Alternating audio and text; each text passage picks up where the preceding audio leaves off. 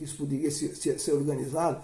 E o IPEA, no nosso caso, no IPLAN, nós tínhamos muita penetração nesse lado, porque nós tínhamos articulações com todos os ministérios, mas tinha capacidade também de chegar muito próximo da base da questão, seja na questão agrária, seja na questão da agricultura, do Nordeste, das superintendências, das questões de superação da realidade de miséria. Então, nós tínhamos essa consciência também que era importante, enquanto IPEA, nessa capacidade de representar, que nós pudéssemos representar também o conjunto todo do IPEA. Então, esse movimento não se fez com a exclusão, mas com a inclusão dos segmentos, por exemplo, de técnicos do nível médio, das pessoas da administração, das secretárias, do datilógrafo, da pessoa contínua que levava documentos. Ou seja, para que esse debate percebesse também como eles se entendiam dentro de uma instituição como o IPEA e como eles se entendiam enquanto cidadãos numa sociedade que ao momento era fechada, a capacidade de articular e de promover ideias, mas que se estava traduzindo numa visão de abertura e que a nossa organização, a associação, queria ter essa possibilidade do diálogo amplo, que nós pudéssemos pensar na questão mais técnica a nível do planejamento, mas pensar também na questão mais da realidade, por exemplo, do funcionário mais humilde. Então, quando se fez a primeira assembleia e a chapa foi eleita, eu tive eu diria, a honra mesmo, a satisfação de poder ser colocado na intenção de presidir esse início da associação. Nós montamos uma chapa em que pudéssemos compor esses diferentes segmentos. Então, nós colocamos lá a área financeira, põe o técnico do IPEA aí da área de finanças, da administração do IPEA e tal, né?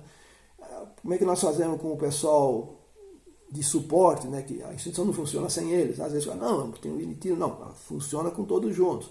Então, nós teve uma secretária que participou conosco, a Brasilina.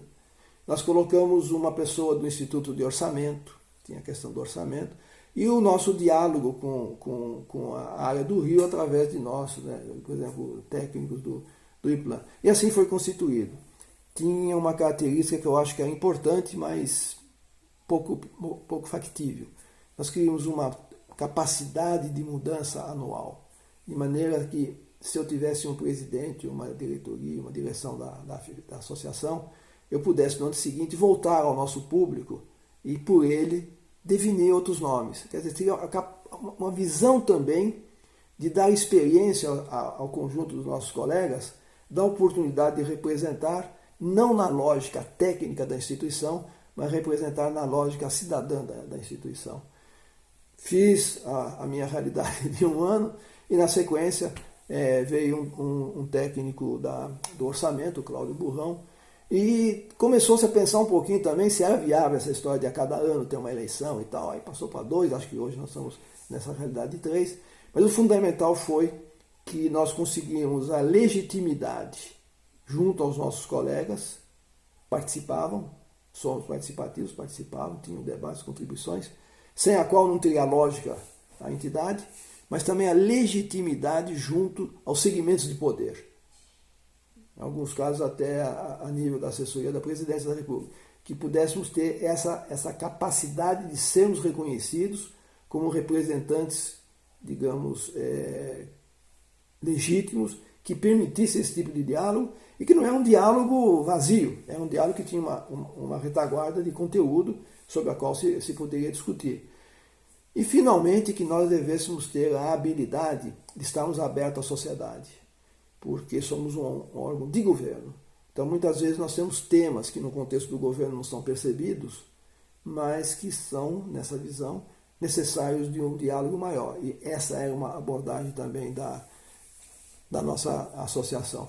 Um ponto da época que eu acho interessante, quando Delfim Neto volta para o planejamento, acho que em meados do governo do general Figueiredo, a ideia que se tinha é como hoje. Por isso que eu digo, tem coisas aí que a gente tem que balancear e como é que nós estamos vendo hoje, que experiência pode nos trazer ou não, né? Porque eu acho que nós temos um momento de uma crise profunda enquanto sociedade, enquanto realidade, enquanto, sejamos claros, enquanto democracia.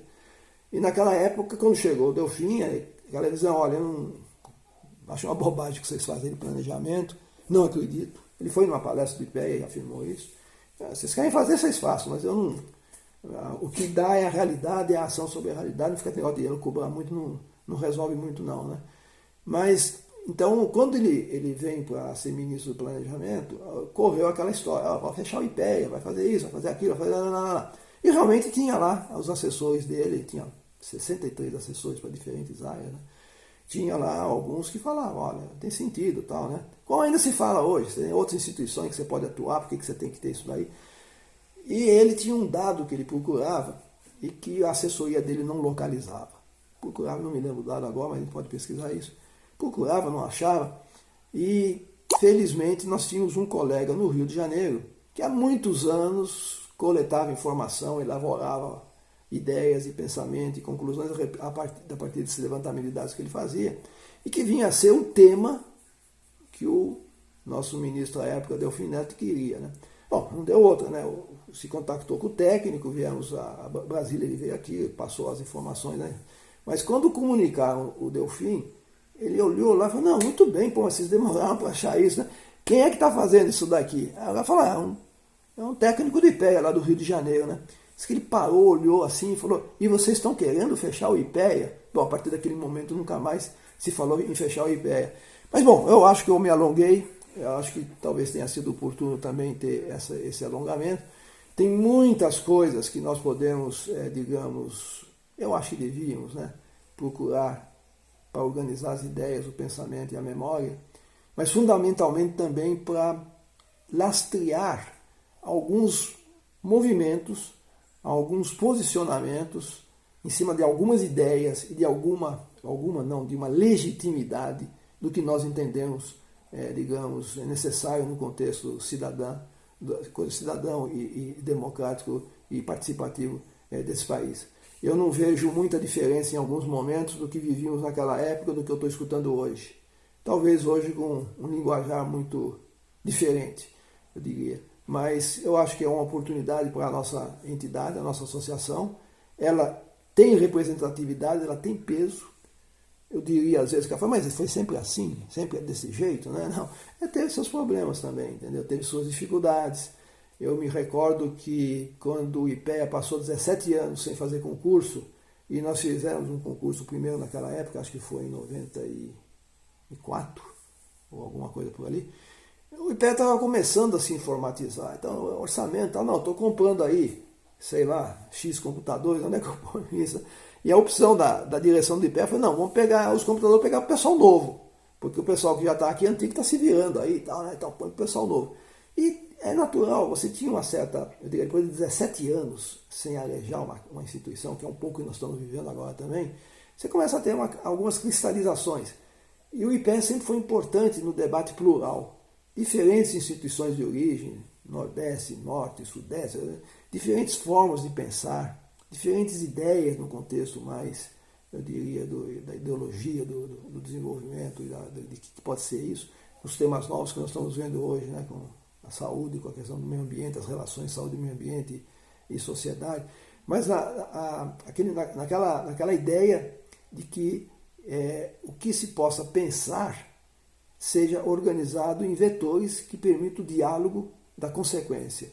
Eu acho que nisso a nossa associação tem sucesso, ela tem aí 35 anos, se fala às vezes de problemas, ocorrem, né? Eu acho que sempre temos que ter os nossos técnicos dentro e envolvidos com a nossa associação, porque é eles que fazem esse referencial, que não é o referencial mais cultural de lazer, embora seja fundamental. Sim, eu esqueci.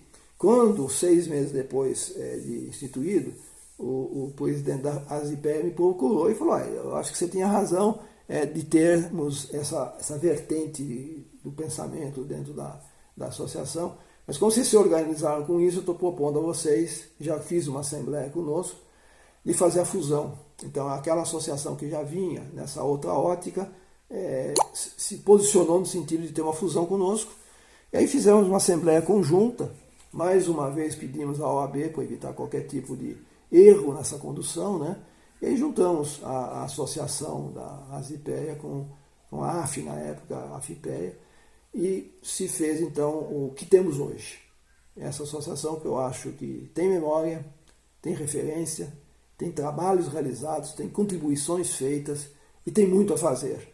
Mas quando se fala de alguns percalços, eu entendo, por exemplo, quando foi feito o primeiro concurso, o segundo concurso, muitos dos nossos novos colegas chegavam e perguntavam, mas por que eu tenho que me associar? Né? Eu tenho que pagar uma tarifinha, por que eu tenho que fazer isso? Né?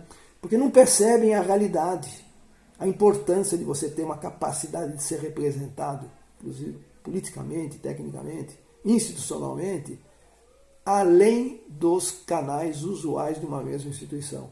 Então houve um período em que houve um certo afastamento desse segmento, depois houve um retorno desse segmento, hoje acho que ele está pleno, mas a ideia que eu penso sempre é o seguinte, temos que nos somar mais, temos que nos aglutinar mais, temos que discutir mais, temos que participar mais, temos que agir, essa questão, mais, dentro da realidade que nós estamos vivendo. E eu fico muito feliz de ter participado do início desse processo, acompanhado parte desse processo como conselheiro da nossa associação e como também servidor do IPEA nesse diálogo desses temas todos que nós nos dedicamos. Eu sei que a associação fez muito, ela é importante, ela tem que ser valorizada e ela tem capacidade de contribuir para o novo que está vindo e que com algumas dificuldades e talvez com algumas restrições que cabe, portanto, o debate e o envolvimento. Eu agradeço a oportunidade, parabenizo a todos que participaram desses 35 anos, a todos que estão hoje nesses 35 anos e que nós possamos construir um futuro em que permaneçamos na capacidade de propor, de avaliar, de perceber e de conduzir. Agradeço a oportunidade de participar. Muito obrigado.